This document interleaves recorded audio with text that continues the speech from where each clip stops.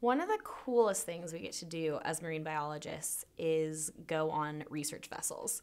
So our field work is actually not in a field. It is out in the middle of the ocean. And so what's really cool about that is, we spend a month sometimes where you literally can't see land anywhere. It's just ocean as far as you can see.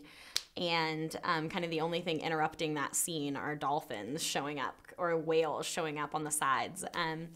And it's just so fun to kind of disconnect. Often you don't really have great internet or phone service out there, and you're just like, all you have are the people on the boat with you and your scientific equipment. The one I just was on, the RV Falkor with the Schmidt Ocean Institute, I think was 270 feet long. So it's a pretty large ship, and then it has multiple decks. So there's, lots of rooms and compartments. There's often physicists taking different measurements. There's normally acoustics over the side. There's chemists that are taking water samples and then filtering it different ways and putting different chemicals in it to see how it reacts, to measure the salinity and the conductivity and the temperature of the water, all kinds of things.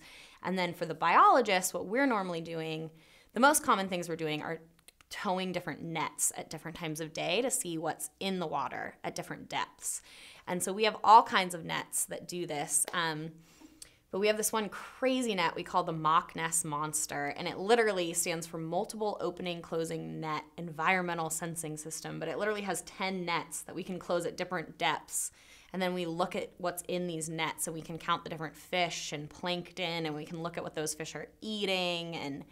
And then by looking at what is inside these fish, we can tell how much plankton's there and how much phytoplankton's there and all kinds of things about how productive that part of the ocean is, how healthy that part of the ocean is. And I mean, there is often on one of these vessels like 40 different scientists all doing different things, all testing different parts of the ocean, seeing, if an El Nino's affected that area, if a front system's affected that area. There's so many different questions being answered at once, and you're often out there for a month just collecting all the data, and then you're analyzing that data for the next year to year and a half, because you can just gather so much so quickly. It's like a snapshot of the ocean. But my favorite part of my job is probably being out at sea, because it's just so fun.